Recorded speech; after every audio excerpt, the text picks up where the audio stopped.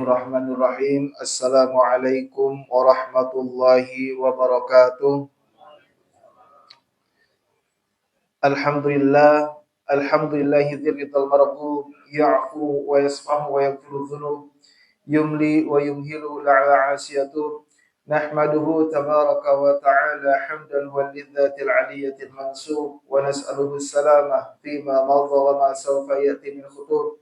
وأشهد أن لا إله إلا الله ذو الجناب المرحوم وأشهد أن سيدنا محمدا عبده ورسوله ذو المقام الموعود اللهم صل وسلم وبارك على سيدنا محمد وعلى آل سيدنا محمد كما صليت على سيدنا إبراهيم وعلى آل سيدنا إبراهيم إنك أنت الحميد المجيد.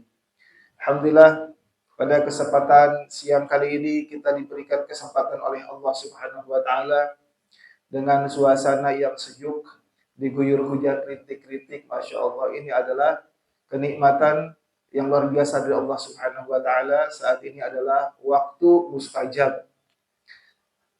Maka mudah-mudahan kita bisa memanfaatkan waktu yang spesial ini dengan mendekatkan diri kepada Allah Subhanahu wa taala. Ibnu Zawji pernah mengatakan, "Lau tamannau ahlul kubur la tamannau yauman min Ramadan." Seandainya ahli kubur, kakek nenek kita, nenek moyang kita, diminta oleh Allah Subhanahu wa taala agar berangan-angan kepada Allah apa sih yang mereka inginkan, maka mereka menginginkan mendapatkan satu hari saja di bulan Ramadan. Kita sudah berapa hari ini?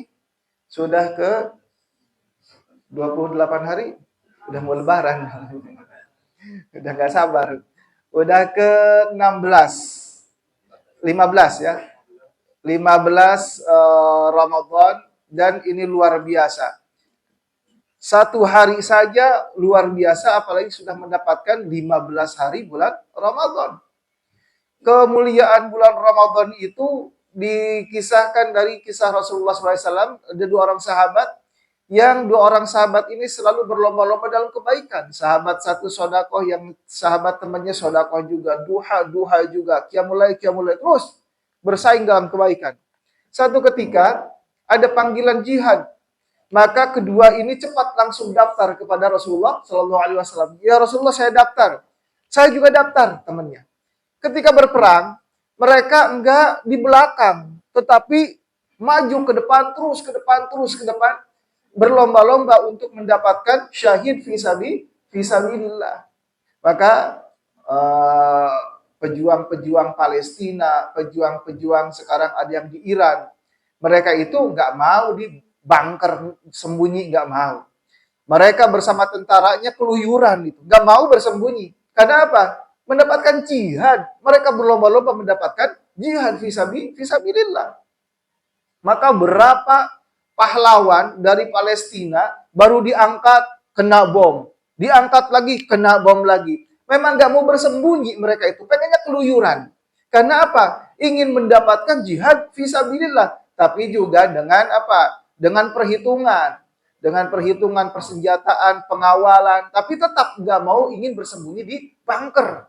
Nah, karena jihad itu dahsyat luar biasa, sehingga dua sahabat ini terus berlomba-lomba untuk mendapatkan jihad fisabilillah.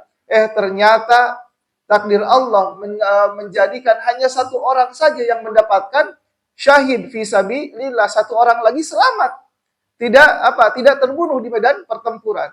Pulang dari pertempuran bersedih itu sahabat, ya Allah, kenapa hanya sahabat saya tapi saya tidak mendapatkan syahid fisabilillah. Salman Al-Farisi, Khalid bin Walid begitu mendambakan apa? Mendambakan syahid fisabilillah. Lalu kemudian pulanglah sahabat ini dalam keadaan bersedih, dimimpikan oleh sahabat yang lainnya. Lalu kemudian sahabat yang lainnya yang memimpikan itu dipanggil oleh orang yang syahid fisabilillah. Sini kemari, yuk kita masuk ke dalam surganya Allah. Ketika mau masuk ke dalam surganya Allah, ternyata sudah dipanggil oleh temannya yang selamat. Hei, kamu dari mana saja? Aku sudah lama sekali menunggu kedatanganmu, tapi kok enggak datang-datang? Kok baru datang sekarang? Lalu kemudian terbangunlah yang mimpi tersebut. Ketika terbangun, kok bisa? Sahabatnya yang selamat justru lebih dulu masuk ke dalam surganya Allah Subhanahu wa ta'ala. Cerita. diceritakan kepada sahabat-sahabat yang lainnya, lalu kemudian nggak mungkin yang selamat lebih dulu masuk ke dalam surga. Sampai akhirnya diceritakan kepada Rasulullah Shallallahu Alaihi Wasallam, ya Rasulullah, saya bermimpi bla bla bla bla. Lalu kemudian kata Rasulullah, ya memang begitu. Bukankah yang selamat, sahabat yang selamat mendapatkan bulan Ramadan? Ya, kata sahabatnya. Bukankah yang selamat itu berpuasa di bulan Ramadan? Ya, ya Rasulullah. Bukankah yang selamat itu sholat di bulan Ramadan? Iya, kata Rasulullah. Seandainya dibandingkan sahabatnya yang jihad fisabilillah, yang mendapatkan syahid, dengan orang yang mendapatkan bulan Ramadan, maka derajatnya langit dan bumi, antara langit dan bumi. Masya Allah. Maka mudah-mudahan kita semuanya ditingkatkan derajat kita di sisi Allah Subhanahu wa taala karena telah mendapatkan bulan 15 hari bulan Ramadan, bukan sehari 2 hari. 15 hari bulan Ramadan. Lalu pertanyaannya, mengapa begitu mulia bulan Ramadan? Karena di dalamnya diturunkan Al-Qur'an. Syahrul Ramadan alladzi unzila fihil Qur'an. Karena di bulan tersebut diturunkan Al-Qur'an. Sudah berkali-kali saya katakan, segala sesuatu yang ditempelkan dengan Al-Qur'an, baik yang hidup ataupun yang mati, maka sesuatu tersebut menjadi mulia. Malam yang biasanya kita malam tidur gelap, lalu kemudian ya seperti malam-malam seperti yang lainnya, tetapi ketika malam tersebut diturunkan Al-Quran, maka malam tersebut bukan sembarang malam, tetapi kebaikannya melebihi 1000 bulan. Waktu malam ketika diturunkan Al-Quran dari Lauhil Mahfuz ke Baitul Izzah, ke langit bumi, karena ada 2 tahap Al-Quran itu diturunkan. Pertama dari Lauhil Mahfuz ke Baitul Izzah, langit bumi. Lalu kemudian dari langit bumi diturunkan kepada Rasulullah Shallallahu Alaihi Wasallam. Nah, ketika dari Lauhil Mahfuz diturunkan ke langit bumi, itu disebut apa? Malam Lailatul Qadar. Dari langit bumi diturunkan kepada Rasulullah, itu disebut Nuzulul Quran. Setiap malam yang berkaitan dengan Al-Quran, maka memiliki kemuliaan yang luar biasa di sisi Allah Subhanahu wa ta'ala. Juga kemudian Makkah dan Madinah. Makkah dan Madinah itu 2 kota yang dulunya itu tandus.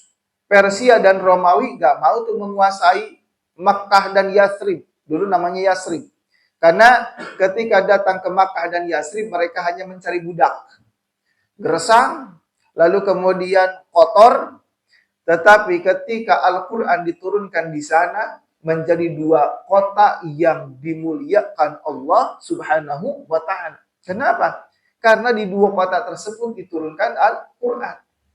Itu benda mati menjadi mulia di sisi Allah. Gara-gara ditempelkan dengan Al-Quran. Apalagi benda hidup.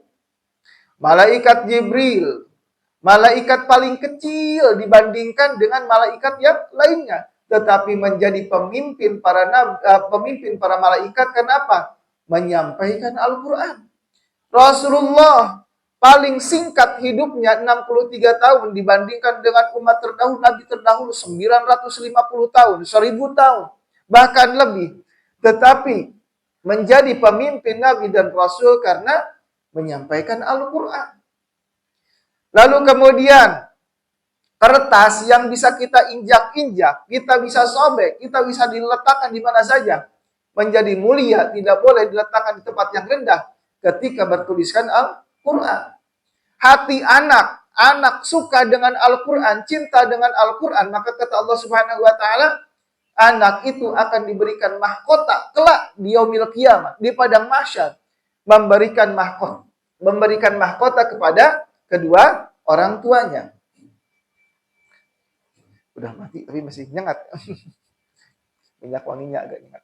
Nah, maka anak ketika apa? Ketika ditempelkan dengan Al-Quran, maka anak ini menjadi syafaat bagi kedua orang tuanya.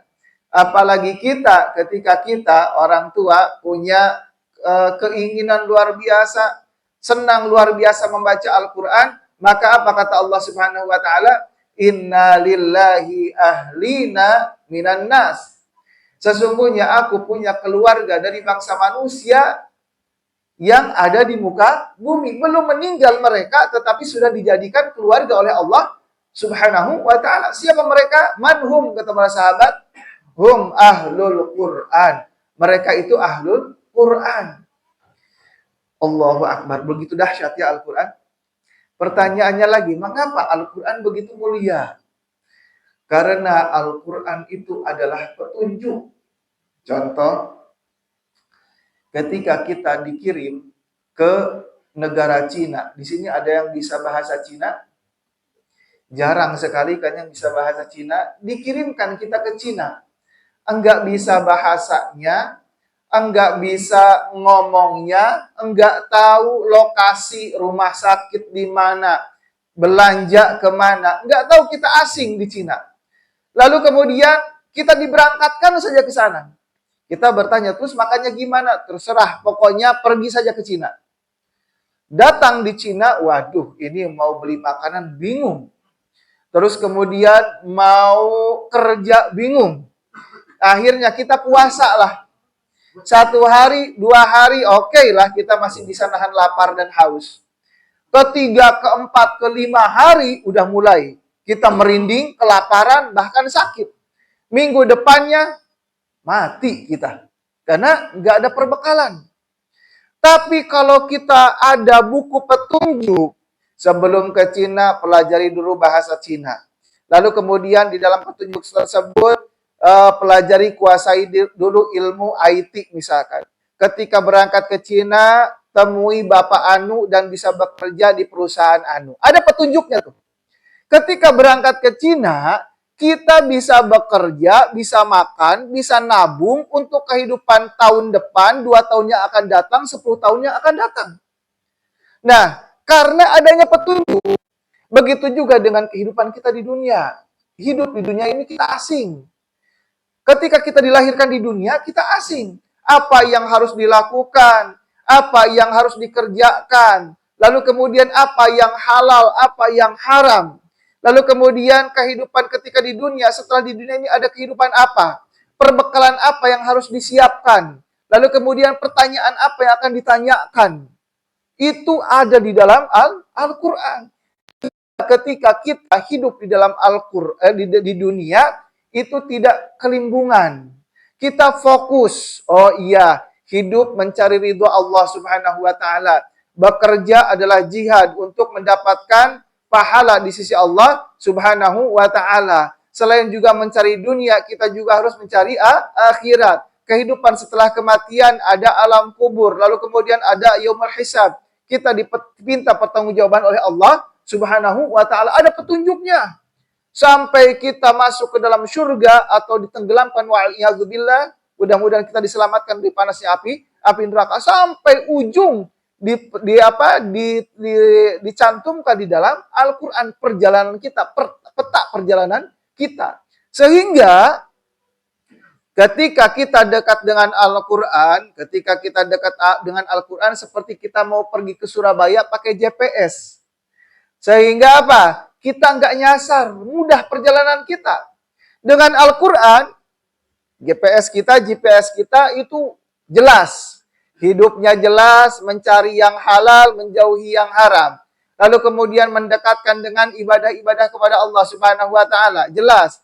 Puasanya, lalu kemudian apa? Qiyamul lailnya, tarawihnya, duhanya. Jelas perjalanan kita. Kerjanya juga jihad, harus profesional. Lalu kemudian setelah itu mendapatkan gaji diberikan kepada keluarga. Sodakoh juga, bahkan bukan hanya kepada keluarga.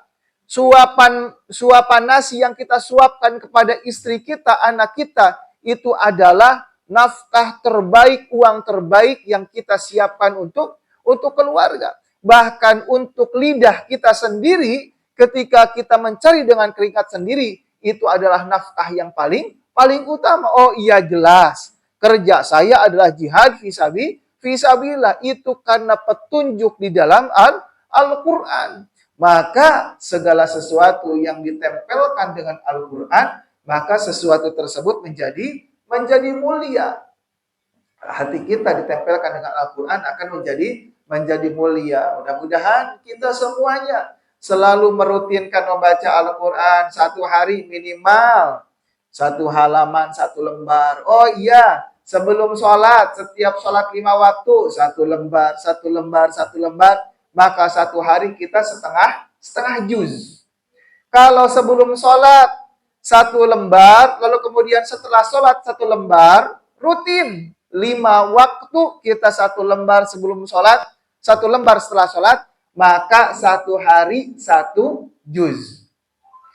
30 hari satu hataman Quran. Cukup bacanya sebelum subuh satu lembar, setelah selesai sholat subuh satu lembar. Satu lembar itu bolak-balik, kiri dan kanan. Lalu kemudian sebelum zuhur satu lembar, setelah zuhur satu lembar. Sampai isya maka kita hatam satu juz. Mudah. Lalu kemudian setelah itu 1 bulan kita menghatamkan Al-Quran. Karena bulan Ramadan ini bulannya Al-Quran. Yang akan menerangi kita di alam kubur apa? Nggak bisa kita bawa lampu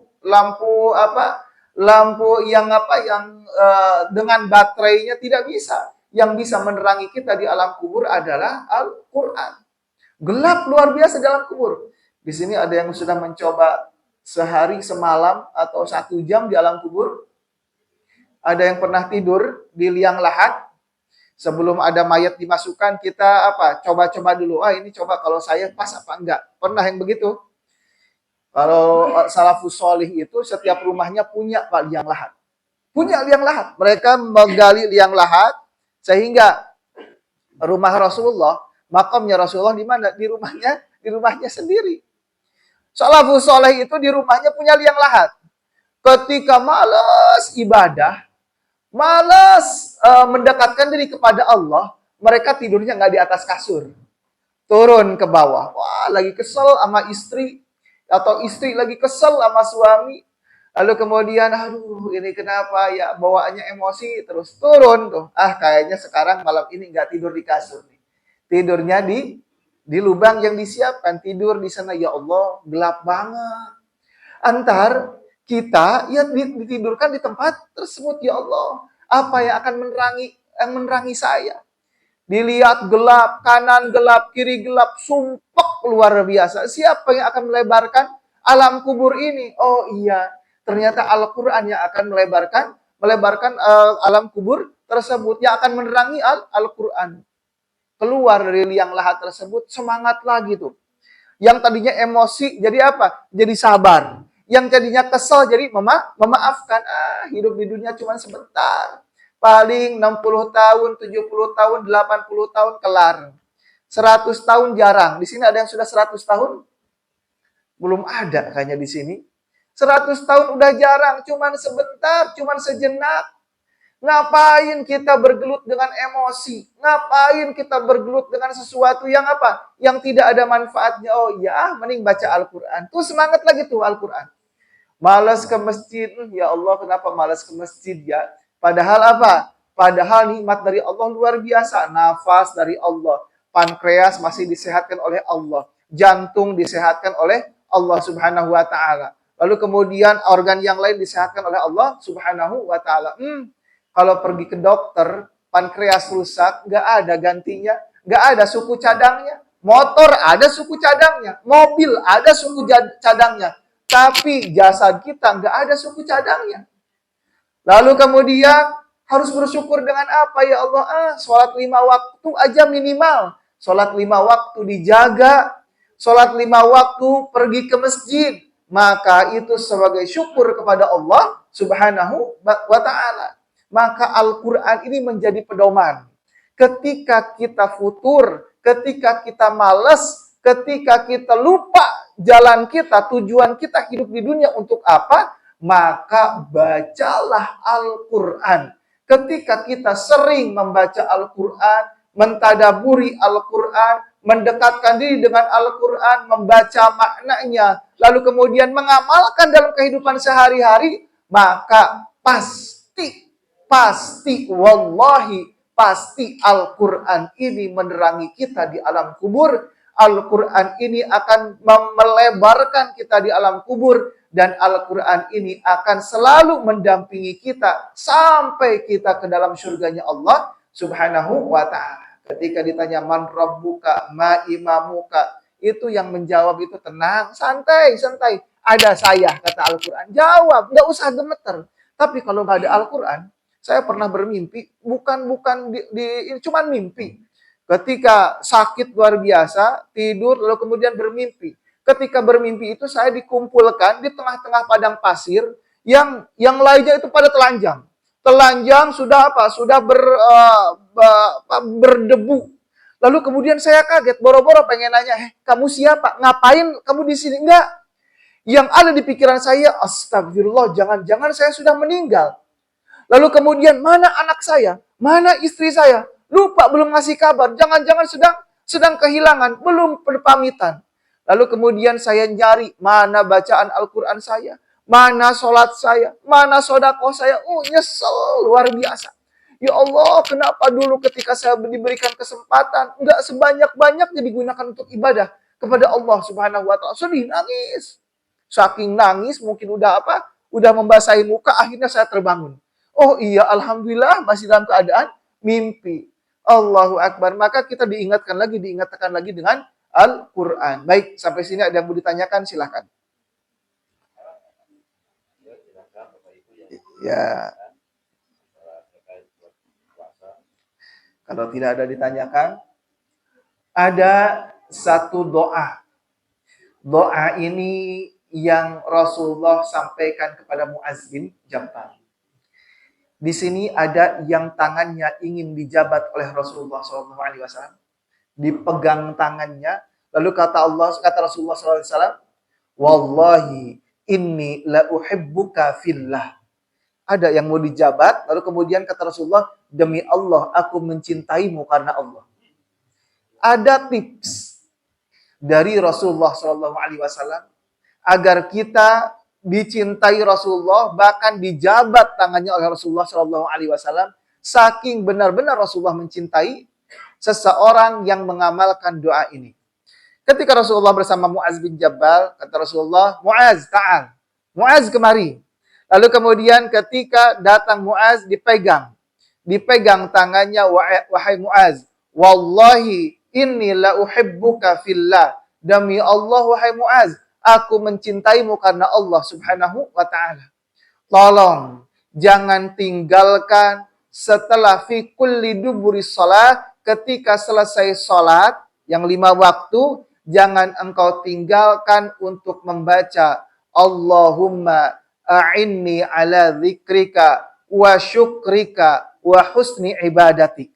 Jangan engkau tinggalkan membaca doa Allahumma a'inni, ya Allah, berikan pertolongan kepadaku agar selalu ingat kepadamu dan bersyukur kepadamu, wa husni ibadatik, dan beramal sebaik-baiknya kepadamu. Meminta pertolongan kepada Allah. Maka ketika engkau di setiap sholatnya selalu merutinkan membaca doa tersebut, maka demi Allah, kata Rasulullah, aku mencintai orang-orang yang mendawamkan doa tersebut. Lalu kemudian ada doa lain. Allahumma la takilni ila nafsi tarfata'ain.